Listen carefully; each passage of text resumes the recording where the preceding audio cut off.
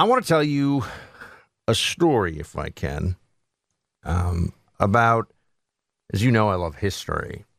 This one really sticks with you when you learn it. You might have heard the name Pavlik Morozov.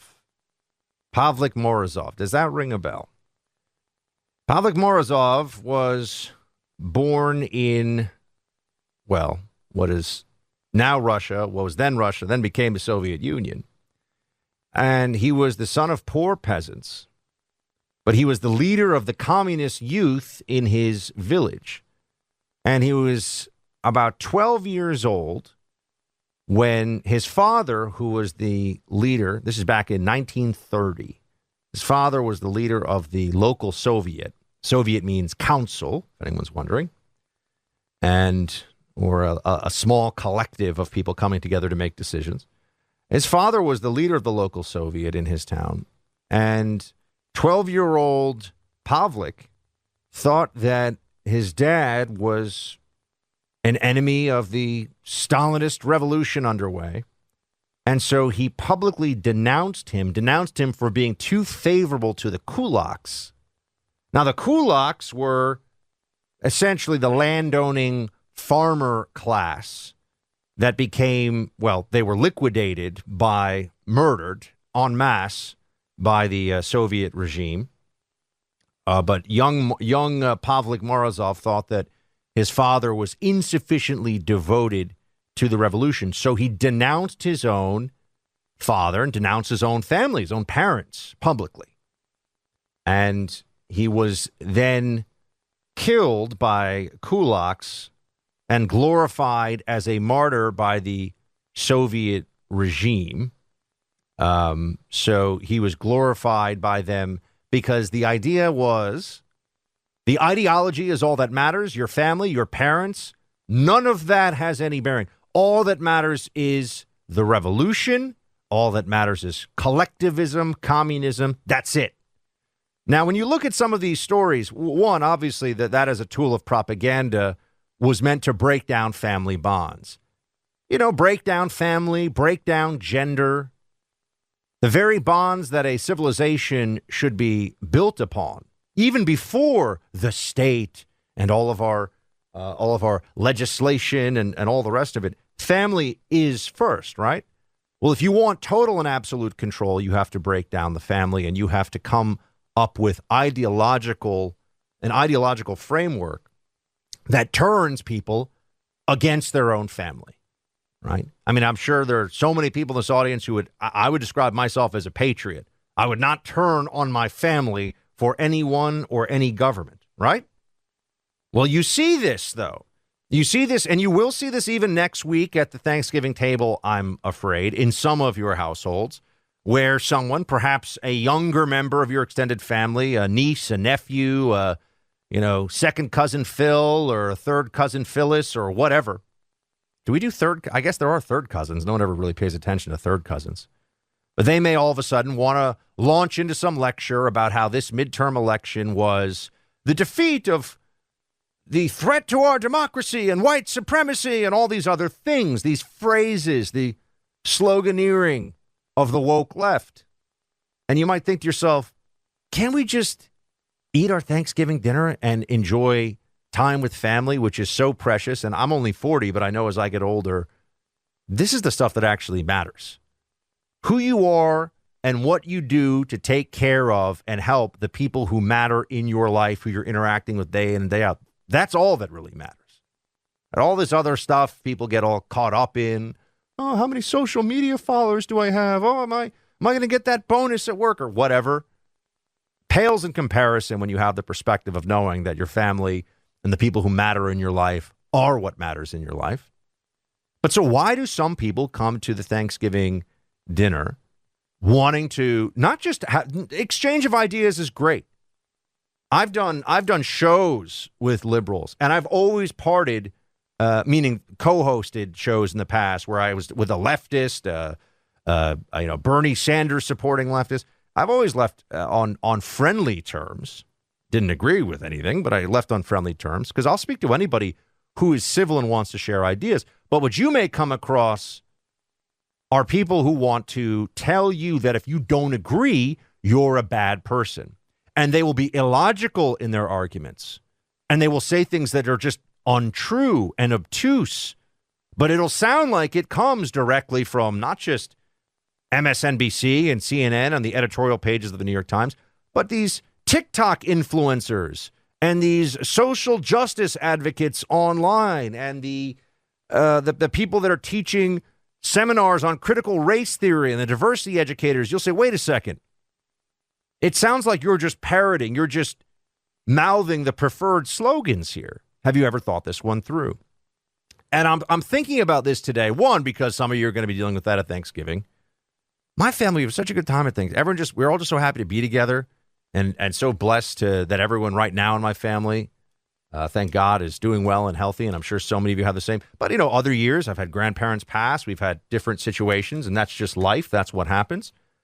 But overall, we're just so happy to all be together. Yeah, we'll talk about movies and we'll talk about favorite books and things like that. Maybe a little bit of politics, but no one's showing up. No one shows up in my family to get into a spat, and certainly not to be nasty to anybody. We would just never allow that. But I know it happens to so many of my friends. I know that happens to so many people. You may have seen an extreme example of this, a modern day Pavlik Morozov denouncing the parents situation that has gone viral this week, again, on social media. There is a billionaire auto loans magnate named Donald Foss. He died, unfortunately, in August of a very aggressive cancer. This happened, obviously, cancer's taken so many of our loved ones over the years, and this is something that you would just say, obviously, thoughts and prayers for his family. And well, it turns out one member of his family, his youngest daughter, Samantha, 19 years old. I'm just wondering, before I tell you where this is going, do any of you want to guess? Does Samantha go by plural pronouns?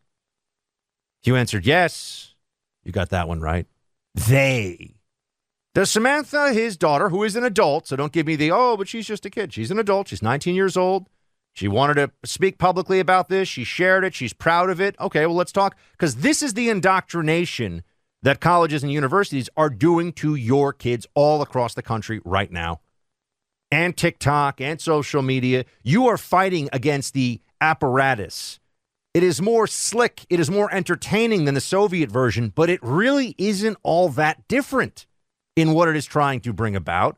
The division and destruction of families, the division and destruction of the load-bearing walls of our civilization. Things like gender, male roles, female roles, mom, dad, all this kind of stuff. If you can get someone to attack their own parents, to denounce their own parents. By the way, this was at the heart of the Cultural Revolution in Maoist China as well. It's not unique to the Soviet Union. And the very term itself, brainwashing, comes from a transliteration of the Chinese for washing of the brain that occurred during the Cultural Revolution, as in you had to just believe what they said, say what they said, and that included turning in your own family members. So billionaire auto loans guy Donald Foss, he dies. His daughter's 19 years old. She describes herself as a black supremacist. Oh, his wife is African American. So this is his daughter. Okay, this is his daughter. His wife was black. His daughter is biracial. And she is at her father's funeral. And this is the kind of stuff she says at the funeral of her own dad, and then promotes publicly and celebrates when it goes viral. Play the clip. Because when you died, it solidified the fact that you'll never be what you could have been, but only what you are. And what you are is a racist, misogynistic, xenophobic, Trump-loving, cis-straight white man. That is all you will ever be to me. All you are is a racist, misogynist, cisgender, Trump-loving white man. Dripping here with her own racism, actually, with her own venom, with her own hatred. And you might be wondering, young Samantha, who is already being celebrated, just like Pavlik, by the communes, by the commissars, Young Samantha here being celebrated by the left, ultra viral this week for denouncing her father. Did she grow up in hardship? What kind of racism was she subjected to? Again, by all accounts, loving father who married her mother who is black. She's calling this man a racist. There's a lot of bizarre going on here, right? Whoa, hold on a second. Loving to his daughter. She grew up in a $7 million home and goes to a $60,000 a year private college that, of course, him and his estate are now paying for in Georgia, and had nothing but not just advantages, the lap of luxury. She is a spoiled brat. But it's worse than that. It's worse than that because her mind, her brain has been washed. The brainwashing has occurred. The commissars and their TikTok videos and their posts on Twitter and all of the constant CRT and the racial divisiveness that has become so important to the left because this is what their power is based on, identity politics. It has been so infused in this young woman's brain that she would stand at her father's funeral. And she says even worse stuff, completely denounces him. Doesn't love him, doesn't miss him, total disgrace because he's a Trump voter. Now you could say he's a white cisgender man. Of course, she uses they pronouns. White cisgender man. And she has nothing to say but just the venomous defamation of her own loving father in public. She didn't say he was abusive. She didn't say he, was calling people racial slur. She had no basis for this hatred at all other than this man shares the beliefs about America and politics that I and so many of you share. And that she hates him that much. What do you think she thinks about you and me, by the way?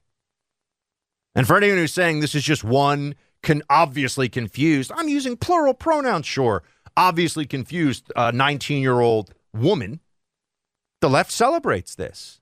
They say she is the real deal.